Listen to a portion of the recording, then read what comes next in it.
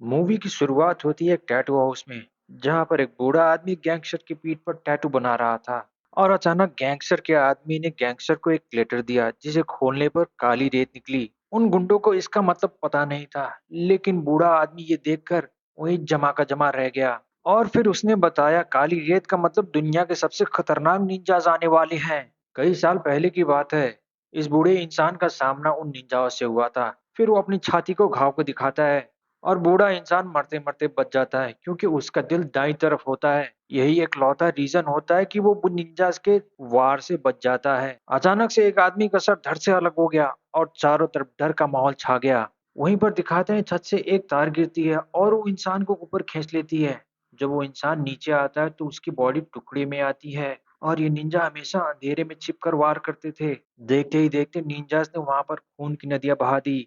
उनका हर एक आदमी मारा गया। जब फिर उसके बाद हमें जापान की ओजुनो पीढ़ी के बारे में बताई गई, जहां पर खूंखार निंजा का मास्टर एक ओजुनो मास्टर था। ओजुनो क्लैन का एम था कि वो दुनिया भर से बच्चों को उठाकर उनको निंजास की ट्रेनिंग दे, ताकि वो फ्यूचर में जाकर एक खतरनाक निंजा बन जाएं। इन निंजास के बारे में हर कोई नहीं जानता था, सिवाय बड़े लोगों के। और जैसे आम जनता को इनकी कोई भनक ही नहीं थी। कोई भी इन्हें 100 किलो सोना देकर किसी का भी कत्ल करवा सकता है। बताया जाता है, रशियन प्रेसिडेंट और जापान के प्रधानमंत्रियों को मारने के पीछे इनका ही हाथ था।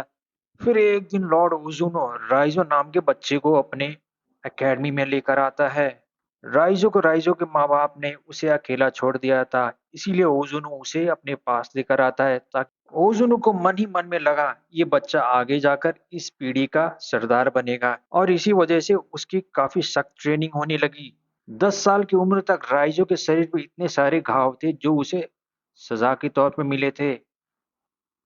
ओजुनो के मुताबिक एक निंजा को हमेशा छिपकर रहना चाहिए और छिपकर ही वार करना चाहिए।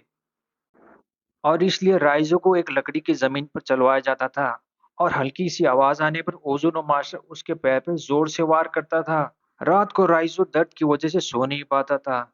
लेकिन अचानक एक किरिको नाम की लड़की आती है और उसके घाव पर मरहम लगाती है। ये लड़की भी वहां निंजा की ट्रेनिंग लेने कर आई थी। ओजुनो मास्टर उनको सिखाया करता था कि आपके अंदर किसी भी तरह की सी कमजोरी नहीं होनी चाहिए, चाहे वो कोई इमोशन क्यों ना हो। हमें उनको निकाल कर फेंक देना चाहिए। लेकिन यहाँ पर किरिको बिल्कुल अलग थी। उस समय बीतता गया, राइजो और किरिको बड़े होते गए। लेकिन राइजो और किरिको में कोई खास बात होती नहीं थी। वो दोनों दूर से ही एक दूसरे को देखा करते थे। राइजो ओजुनो पीढ़ी का सबसे ताकतवर निंजा बन गया था। लेकिन अपने सीनियर ताकाशी से लड़ते हुए वो हार जाता है, क्योंकि ताकाशी ने उसे धोखे से वार किया होता है। उसे बचाने की जगह ओजुनो ने उसे कमजोर कहकर उसकी बेइज्जती कर दी, और अपनी उंगलियों से उसके पेट पे जोरदार वार किया। अगली सुबह जब ओजुनो राइजो को देखने के लिए गया, तो राइजो ट्रेनिंग के लिए तैयार था। और ये देखकर ओजुनो मास्टर काफी खुश हो गया। और जल्द ही राइजो ने वहां के सारे फाइटर्स को आंख बंद करके हरा दिया। लेकिन वहां की मारामारी अब भी किरिको को बिल्कुल भी पसंद नहीं थी। राइजो किरिको को अक्सर समझाता था, अगर ओजुनो को पता चल गया तो वो किरिको का दिल निकाल लेंगे। लेकिन किरिको बताती है कि मेरा दिल तो तुम्हारे पास है, इसे कोई कैसे निकालेगा। और एक दिन किरिको को चाकू से किसी को मारने का टास्क मिला, और ये जब काम उससे नहीं हुआ तो ओजोनो मास्टर ने उसके चेहरे पर वार कर दिया, और फिर उसे पिंजरे में बंद कर दिया।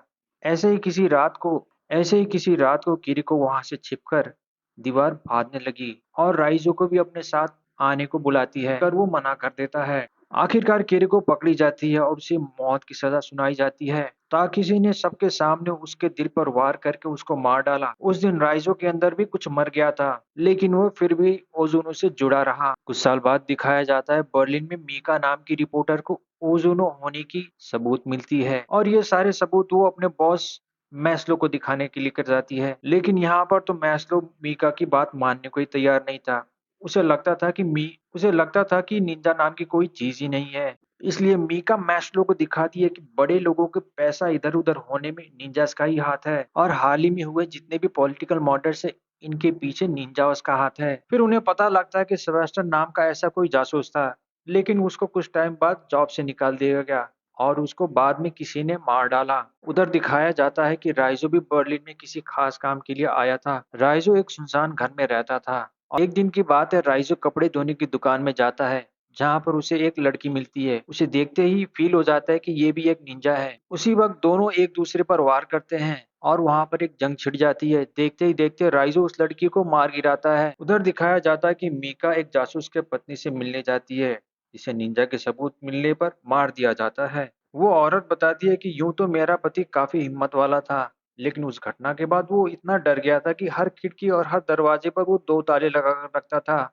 उस जासूस के हर घर के कोने में लाइट होती थी, परछाई की कोई भी जगह ना बचे। उसे डर था कि कहीं परछाई में निंजास आकर उसे मार ना दें। लेकिन एक दिन की बात है, जब निंजास आए तो वहां की सारी लाइट और वो मारा गया। अगले ही दिन मीका के ऑफिस में एक ऑफिसर आता है, क्योंकि मीका ऐसी चीजों कर लेकर बैठी थी जिसे काम करने का कोई मतलब ही नहीं था। उस रात मीका काफी ध्यान से घर लौटी और उसने देखा कि उसके घर के गली में कोई भी लाइट नहीं है। फिर अचानक से एक निंजास ने उस पर वार किया और हैरानी की बात तो ये थी कि एक दूसरे निंजास ने मीका की जान बचाई और मीका की जान बचाने वाला कोई और नहीं था, वो राइजो ही था। इससे पहले राइजो को एक मिशन मिला था, जहां पर उसने एक करोड़पति को बहुत बेरहमी से मार दिया। ये काम करने के बाद फिर सारे निंजा से वो मिलने के लिए जाता है। ओजुनो कहता है कि मुझे तुम पर फक्र है राइजो। देखते ही देखते अचानक राइजो ने ओजुनो मास्टर पर हमला कर दिया। उसके साथ के निंजास ने उस पर हमला कर दिया, क्योंकि उसने उसके गुरु को वार किया था। इस लड़ाई के दौरान राइजो काफी घायल हो गया था और उसे एक छत से फेंक दिया गया।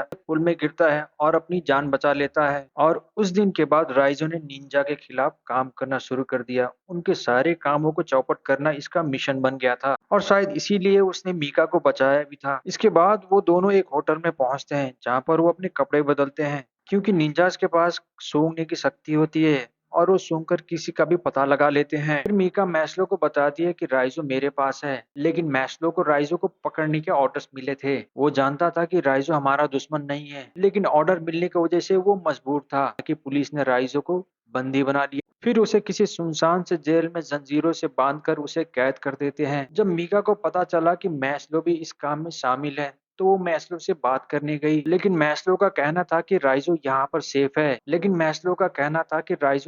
सबसे ज्यादा सेफ है। और रात को जब मीका राइजो को पानी पिलाने गई, तो राइजो ने कहा कि निंजास किसी भी वक्त यहाँ आते ही होंगे। फिर मीका मैस्लो को समझाने के लिए जाती है, लेकिन उस वक्त काफी देर हो चुकी थी और अचानक से लाइट चली जाती है वहां पर। और अचानक बहुत सारे निंजास अंधेरे से बाहर निकलते हैं और उनके सारे सोल्जर पर हमला कर देते हैं। अंधेरे की वजह से उनका कोई भी सोल्जर बच नहीं पाता है और वो सारे मार दिए जाते हैं। फिर मीका ने जैसे तैसे करके राइजो अकेला ही उन सारे निंजा से मुकाबला करने लगा। मुकाबला करते करते उसने बताया कि तुम्हें यहाँ से भाग जाना चाहिए। हालांकि राइजो ओजुनो पीढ़ी का सबसे खतरनाक खिलाड़ी था, लेकिन और ताकेशी अपने तलवार को निकाल कर राइजो को मारने वाला। फिर अचानक मीका अपने कार से उसको टक्कर देकर राइजो को बचा लेती है। हालांकि राइजो काफी घायल था, लेकिन वो डॉक्टर के पास जाने से मना कर रहा था।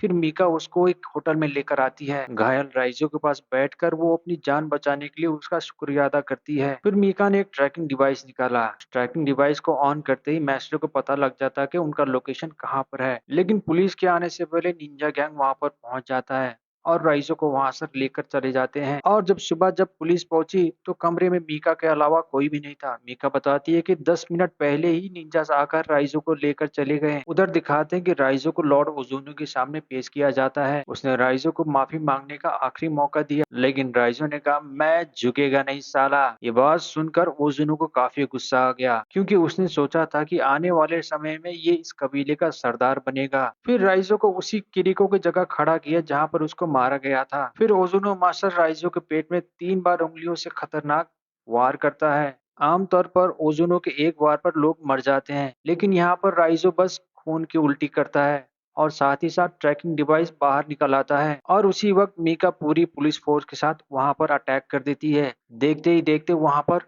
हाहाकार मच जाता है। कई सारे निंजा बॉम्ब के धमाकों में मर जाते हैं। इस खूंखार लड़ाई में दोनों तरफ के लोग मारे जाते हैं। वहीं राइजो को ताकेशी और उसके आदमी घेर लेते हैं। देखते ही देखते एक के बाद एक उस पर अटैक कर देते हैं और जैसे ही उन लोगों ने राइजो पर अटैक किया, राइजो ने एक के बाद एक सबको धूल चटा दी। फिर ताकाशी और राइजो का आमना सामना हुआ। राइजो ताकाशी को मार देता है और अब बारी थी ओजुनो मास्टर की, वो ओजुनो मास्टर को एक कमरे में आराम से बैठा हुआ देखता है और वहीं बाहर जबरदस्त धमाके चल रहे थे और अचानक ओजुनो ही हवा में गायब हो जाता है और राइजो के पीछे के अंधेरे से ही निकला। फिर खाली एक धक्के से उसने राइजो को हवा में उड़ा दिया। फिर दोनों ने अपनी तलवारें निकाली और एक दूसरे के खून के प्यासे बन गए। ओजुनो एक बार फिर उसे माफी मांगने का मौका दिया और कहा कि वो राइजो का बाप है, वो ही वहां उसे लेकर आया था और बचपन से उसका। लेकिन राइजो ने जवाब दिया वो किसी का बेटा नहीं और ओजुनो को खत्म करके ही वो आजादी की पहली सांस लेगा। फिर वो ओजुनो पर लपक पड़ा, लेकिन एक बार फिर से ओजुनो मास्टर अंधेरे में गायब हो गया और तभी मीका वहां राइजू की मदद करने के लिए आती है। मौका देखते ही